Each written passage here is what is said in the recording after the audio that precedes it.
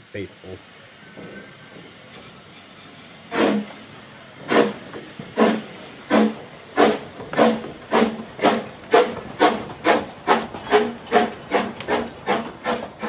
Sir Handel stayed shut up for several days, but one market day, Peter's hand could not work. He needed repairs. Sir Handel was glad to come out. He tried to be kind to the coaches, but they didn't trust him.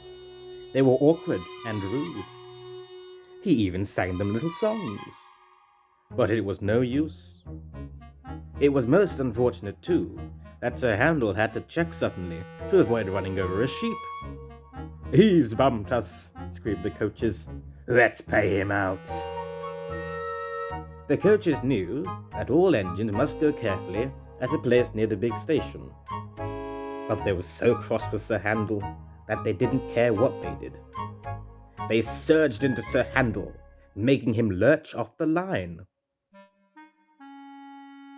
Luckily, no one was hurt. Sir Handel limped to the shed. The thing control inspected the damage. "No more work for you today," he said. "Bother those coaches. We must take the village people home and fetch the tourists, all without an engine." "What about me, sir?" said a voice. "Skarloey!" he exclaimed. "Can you do it?" "I'll try," answered the old engine. The coaches stood at the platform. Skarloey advanced on them, hissing crossly. "I'm ashamed of you," he scolded. "Such behavior! You might have hurt your passengers on market day too." "Oh, we're sorry, Skarloey. We didn't think. It's that Sir Handel. He's no tails," said Skarloey firmly. "I won't have it. And don't you dare try tricks on me."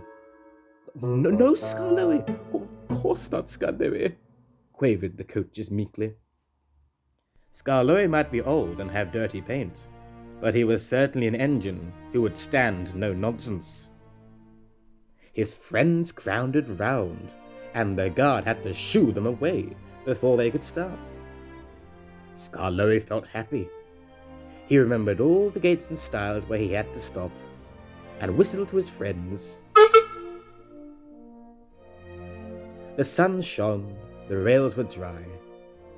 "This is lovely," he thought. But presently they began to climb, and he felt short of steam. "Bother, my tubes," he panted. "Take your time, old boy," soothed his driver. I'll manage, he wheezed. And pausing for breath at the stations, he gallantly struggled on. After a rest at the top station, Skarloey was ready to start. "It will be better downhill," he thought. The coaches ran nicely, but he soon began to feel tired again. His springs were weak, and the rail joints jarred his wheels. Then, with a crack, a front spring broke, and he stopped. "Oh, I feel all crooked," he complained. "That's torn it," said his driver. "We'll need a bus now for our passengers." "No," pleaded Skarloey. "I'd be ashamed to have a bus take my passengers. I'll get home or burst," he promised bravely. The thing controller looked at his watch and paced the platform. James and his train waited impatiently too.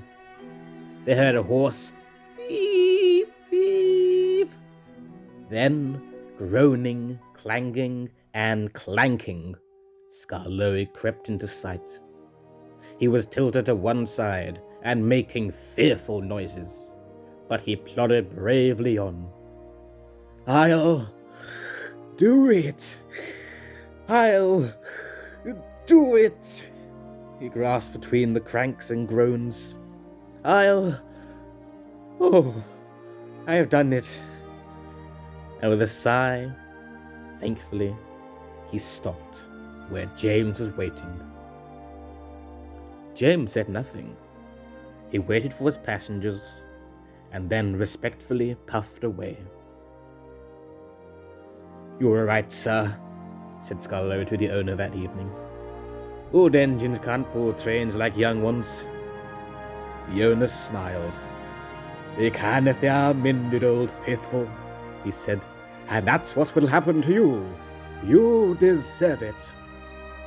"Oh, sir," said Skarloey happily. Sir Handel is longing for Skarloey to come back.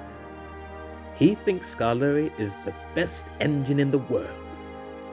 He does his fair share of the work now, and the coaches never play tricks on him, because he always manages them in Skarloey's way.